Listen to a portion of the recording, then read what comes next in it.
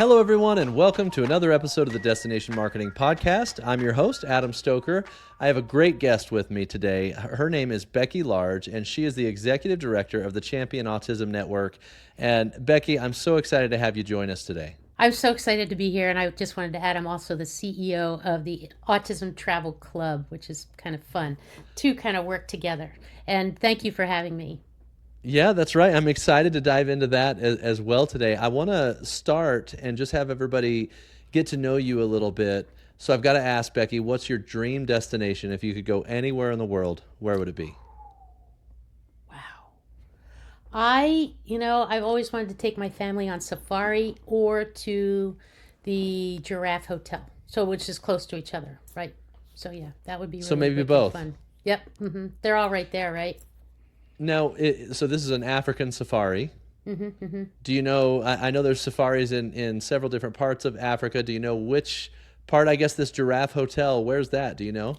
No, I want to say Kenya, which would be uh, kind of convenient because we have a kind of a sister organization that we're working with in Nairobi, Kenya called Tuliani Africa. And in fact, we have one of our training modules in Kiswahili to So this is a support them. business trip.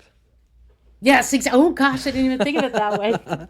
We're writing this one Yes. off. Woohoo! Yeah. hmm Well, that's exciting. Okay, so is it realistic that it's something you'd be able to do in the next couple of years? No. No, it's a little farther out, huh? Yeah. Okay. Unless we All hit right. the lottery. Who's going So who with you? knows? My husband and two sons. Your husband and two sons. Awesome. Well, let's talk about maybe something a little bit more closer to home, and, Okay. and let's talk about an experience that you've had, a travel experience that stands out to you, that's a favorite memory of yours. Not too long ago, my husband, two sons, and some of their friends went to a fabulous.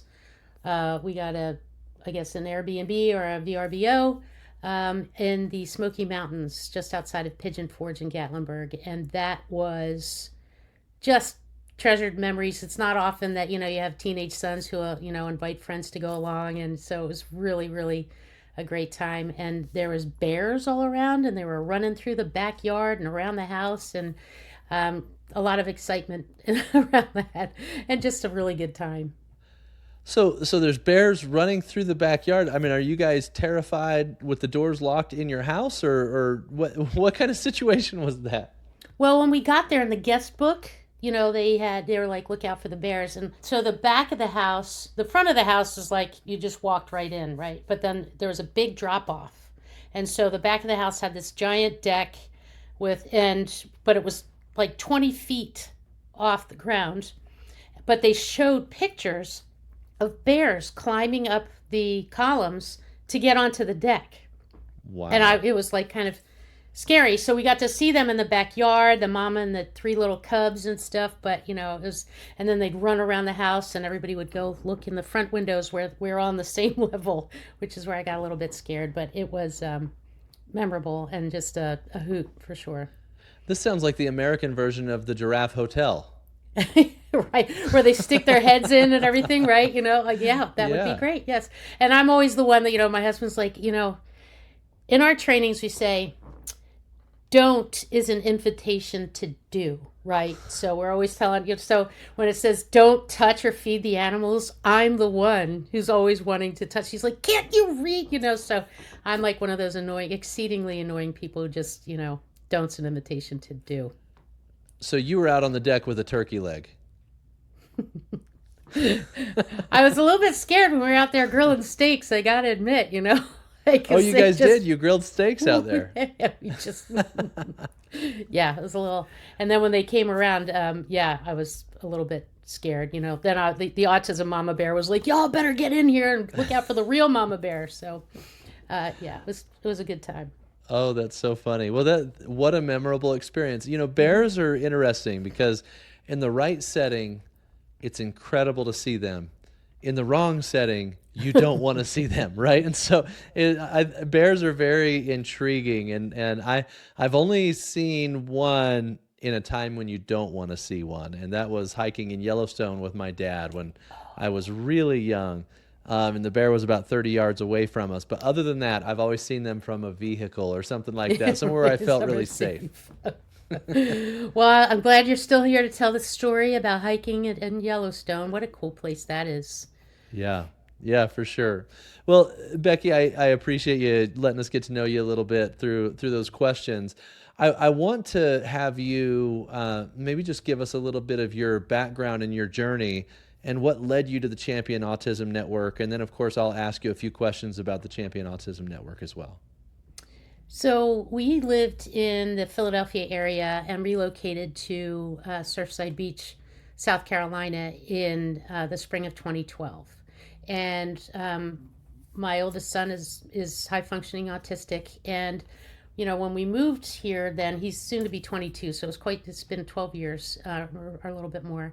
Um, there didn't seem to really be any services or anything here, but just like anywhere with autism, a lot of it's like whisper down the lane, and you kind of like scratch the surface and then you find out. And so we found these organizations that could support the person with autism, but autism can be so isolating that um, you want to, because people with autism can get overwhelmed and overstimulated and have tantrums and meltdowns, and that happens when you're outside the house most likely, and then there's a lot of judgment from the public that ensues. And then the families like mine just opted to stay home. We don't hang out with friends, very little family interaction at that point. So I started to see, that there's all these great organizations, but no organization really served the family unit. Because if the family unit is holed up in the house, that means that the siblings and the parents and the person with autism are lacking all these opportunities for fun and social engagement. So I started sensory friendly movies in the spring of 2013, where the lights were up and the sound was down. People were free to move around. And we started holding them every month. And, they're still going every month since then. But our families got to learn that they could trust us, and we knew that what we were doing. And then that just kind of blossomed into this whole training of restaurants. And then I was like, well, gosh, we live at this amazing travel destination here in the Myrtle Beach area in the Grand Strand. Why not invite the whole autism world to come play with us at the beach? And in 2016, the town of Surfside Beach declared itself the first autism-friendly travel destination anywhere. And that was followed by Myrtle Beach and Horry County not too soon after that. And it's just gone and grown since then. Great, great. A question I have for you, Becky. So my sister has a son with autism, and I've been able to see a lot of the really cool experiences when he takes a big step in his development, and like when he started reading, or when he first would come give me a hug and say goodbye when historically he hadn't been very communicative, right? And so I've watched a lot of that, and if there's one thing I've learned, it's that being a mom of a child with autism is a lot of work, and sometimes a thankless job in a lot of cases. And I'm just curious, what led you to go from looking inward to your family and start to say, okay, now that I've gone through the somewhat of a challenging experience, I'm going to direct my attention outward and help other families, because I personally know that it is overwhelming and hard to want to go help other people when you've got your hands full on your own. So I'm really curious what led you to make that change. Well, I think some of it might have to do with maybe functioning level, right? That and I think age, like, because when people, most of our movies are animated for the littles, I call them, and first time families come and they just think it's the greatest thing ever, and they're like, we want to get involved, we want to do more. But when you have a child that has autism, between the ages of like 2 and 8 or even 10, I just tell everybody, I was like, just come see me when they're older. So it sounds like your nephew's a little bit older. My son, my family was, a little bit older. So, like 9. So I think that's probably what enabled it to happen. And, I do say that, but for him, this wouldn't be happening, but it is Right. just far bigger than him now. For sure. Well, it's amazing the work that you're doing. And one of the things that you talked about is with Champion Autism Network, you were able to help the destination of Visit Myrtle Beach get certified, along with some of the other communities around Myrtle Beach. So tell me a little bit about that certification process. And I actually think I've seen a lot of destinations do a good job of recognizing that autism certification is a really valuable thing for the community. I've seen a few other destinations get certified over the last several years, and I'm so excited to see that. I think there's still a big shortage of destinations getting certified in being prepared to receive families that have a child with autism. And so I'd love to understand what that process is like. How do you go about certifying a destination that they're prepared to receive families that have a child with autism? Well, the thing that we've found that works the best is, having a great partnership, with the, Convention Visitor Bureau or the DMOs or the Chambers of Commerce.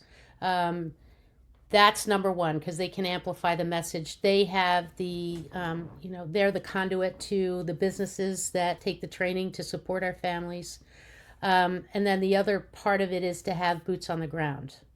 So that's another piece of it. So here, I'm here. Champion Autism Network was here when I spoke with the former CEO of the Myrtle Beach Area Chamber of Commerce, Brad Dean. Back in the end of 2015, he latched right on. He thought it was an amazing travel initiative, niche initiative. It's really cool.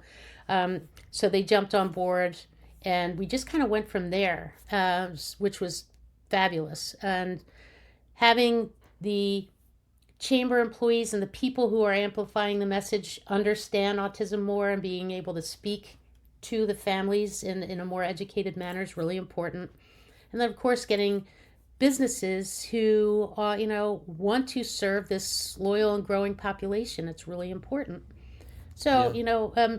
what we generally do is, if we want to onboard another destination, or what we call a market, we talk to the DMO and ask them, about their, membership base, how many there are. And we kind of, it's like almost formulaic, because you want families to be able to come to your destination and have a well-rounded experience, right? We had it where there was a resort that was trained, but there was nothing else to do, right? So you want to have restaurants, you want to have attractions, you want to have some services, and if we can get the first responders trained, because if we're inviting the autism world to come play at your destination, the first responders and people really need to know how to respond appropriately. And I found that it's kind of counterintuitive to their training, which isn't their fault at all. Yeah. So logistically, then, let's say you add a new market. Let's say Utah County, Utah, because that's where I live, right? So if you were going to onboard Utah County, Utah, does it actually start with a meeting with all of the different businesses where everybody comes together and it's like, hey, this is what we're doing. We're getting autism certified. Here's why. Here's the challenges that these families deal with. So kind of like the big picture education. Mm-hmm. And then you obviously work with the destination and kind of go through scenarios and things like that and help train them. But then how does it work with all the stakeholder businesses? Does that happen together as a group, or do you go into each individual business and train the people within each individual business? How does that work? So we used, prior to COVID, all of our training used to be live and on site. We had a team of 10 trainers that were trained and would go around and do the safety plans and walkthroughs and deliver the training to the employees. But then with COVID, everybody scaled back spending, and we made the pivot, and created online training modules for those verticals. So for the last couple of years, it's all been online modules where, I can either deliver something via Zoom to the destination, to their businesses, or go in person and, do a couple different sessions to let destinations know, or these businesses know what's involved, what's entailed. And then, work with the DMO to get those businesses onboarded. There does seem to be now, kind of coming full circle, that a lot of destinations and businesses Even enterprise-wide ones, corporations want somebody to come and do what we used to do. So that's probably a possibility of being resurrected, which is kind of exciting and Yeah. scary because it was a lot of work. It requires a lot of Yeah, manpower, right? yeah, right. Those 10 trainers, God bless them, they were epic. It would just require going back and doing that again. But, we've done it before and we can do it again. But as it stands right now, then basically you have training for restaurant employees, you have training for hotel staff, and those video series or series of courses essentially help the organization put all their employees through it and get trained and prepared to receive these families that have a child with autism. Am I kind of thinking through that correctly? Yes, a child and the family, right? Because it's you have to know something about autism, but really we want them to understand the impact on the family too. Yeah. Yeah. Interesting. Okay, so this process that you go through, what it does then is kind of piece by piece of a destination helps the destination as a whole become prepared to receive these families and the children that have autism and help them maximize the quality of their experience. And I know that in your process of working with Visit Myrtle Beach, you had the opportunity to help with some of the planning and ideation that ultimately led to this show that we've released with Visit Myrtle Beach called Traveling the Spectrum. How did it evolve from getting certified as a destination to what I believe is going to become one of the most memorable shows that has autism at the center of it that's ever been done? So tell me a little bit about that process of going from that birth to of an idea to where it's evolved today. It's kind of um, I feel somewhat disconnected from it, right? Like, because I'm so down in it, and and there's always been great interest by Vacation Myrtle Beach in this, travel initiative and the program that I started, but the advent of Stuart Butler when he came on, it was like a match in a can of gasoline, right? And he was talking about this idea for a couple of years. It took him a while, and to have watched it was funny because he didn't want me to see it before the cast saw it. But I was like, dude, I was having a procedure that I was going to go under the knife, and I was like, I need to see it just in case I don't come come out of this. So I was like, I promise I won't say anything to anybody. So I got to see it, and it was just so like, yes, like that's it, right? You just want to give these people this opportunity, and it was just, you got to see these three families with this opportunity that they never thought they'd have before, and I get to live that every day. And I'm like, here I go, I'm getting all teary-eyed again. So it was wonderful and special, and like, kind of like I said, I was just watching it on my television. It was hard to believe that it was like on Peacock, right? It was just like, just it's something, and it's amazing. And our whole community, here, there, and everywhere is blessed by the support and the vision of Stuart and the production company, and they've just done a remarkable job, and it's really fun to see. Well, it's got to be pretty special to have helped certify a destination like that and then to see this spider web of events and snowball into something as impactful and significant as this. And congrats to you for essentially getting the ball rolling on this whole entire process. I think what would make it better or more rewarding is to know how many people have actually seen it. And apparently that's not something they share. So it's like, oh, okay, yay, it's there. But we don't really know the full scope of the impact yet. But looking forward to finding out. Yeah, I'm sure we'll find out at some point. I just don't think they share it along the way, right? And so it will be interesting to look at the details on that. I know that that's not well. Actually, I want to wrap this part of the discussion, then I want to move to another part of the discussion. You help a lot of other destinations get certified as well, right? Like this may have been the first one that you went through, but now there's destinations all over the country that you're working with, especially now that you have the online courses as opposed to the in person courses. So is that something that you're looking to scale? Like, are you in the process of trying to really maximize the number of destinations that you can help get certified? Or tell me a little bit about your mission with Champion Autism Network. So, Champion Autism Network is kind of like if you think about it as an ambassador affiliate of the Autism Travel Club, right? Because, when you have a nonprofit, you have to, especially when you start with the initial charter, so we started in 2016 with the charter. And as the training program and everything and the interest grew, we, broached mission. And so we started the Autism Travel Club. So this area, the Grand Strand and Myrtle Beach, is our proving ground. Without knowing it, we created this grassroots, very organic movement, and through it, developed these relationships with these, who knew, corporations, right? Hilton, Blue Green Resorts, Ripley's, all these different. You're like, oh wow, here we are, Big Air, so like not realizing that we could take those relationships with the successful tests that we've had. It's not even a test, it's successful programs that we've created here, and take them to other destinations so that our families can travel somewhere else. I think we can represents close to 1,000 families here in Horry and Georgetown County. They want to go vacation somewhere else, and as much as our families and our people with autism love familiarity, they see there still should be other opportunities to go other places. So, we are, now Autism Travel Club is in Kissimmee, Florida, the Laurel Highlands region, which is east of Pittsburgh.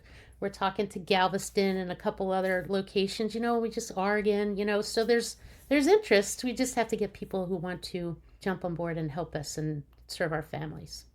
Great. Well, I would say if people, because obviously we have a lot of destinations that listen to this show, so if they want to look into getting certified, what's the best way?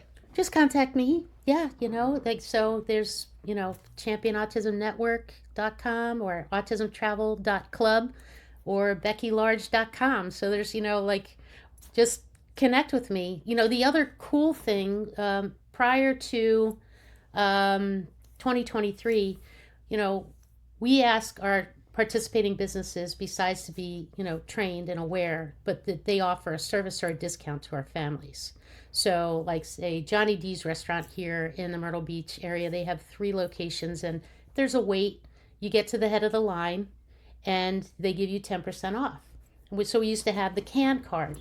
Well, since the launch of Autism Travel Club, we have an app now called the Autism Traveler app, where our families can complete their own travel profile and check in at the different businesses. So we actually have data to give to our businesses now, because before they'd be like, who's coming? And we'd be like, people with autism, be nice, but now it's like, now we can say, you've had these people check in, or and we get data when our families fill out their travel profile about the kind of destinations they want to go to. So it's really, really exciting to have that kind of information to serve and support better.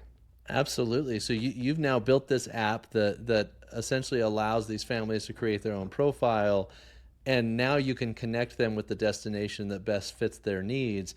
And you're building a network of certified destinations as well. And so now you're essentially going to be able to, at scale, if things continue to go, match a large number of families that have a child with autism with the destinations who have gone through the process and done the work to be prepared to receive them. And with a large enough number of destinations, you have enough variety of experiences to really help these families have an amazing vacation year after year. And when the destination does that, it's not like, that destination is devoid of families with autism. right? So you're also creating this base of community, accepting community, like we've done here in the Myrtle Beach area. Like when families come here to visit, they want to move here because they feel loved on and accepted, and that because a greater part of the destination is to also provide. We have public service announcements that we like to have played in the different markets and destinations, teaching the public at large about autism and what to expect, and like stimming and all these, like we've got animated ones for the littles, and so it's a really robust program, and we want to support the community. We want to help create economic impact for the community and the businesses and the destinations. So it's a pretty cool program, I gotta say. Wonderful, wonderful. Well, I personally encourage any destination out there that's listening to get certified so that you can be prepared to receive not only the people in the network that Becky is building, but also the millions of families that have a child with autism across the country that want to be able to travel, want to be able to have a good experience. I mean, the stat that Stuart and I have discussed at length is that 87% of families that have a child with autism don't believe that they can travel. They don't travel.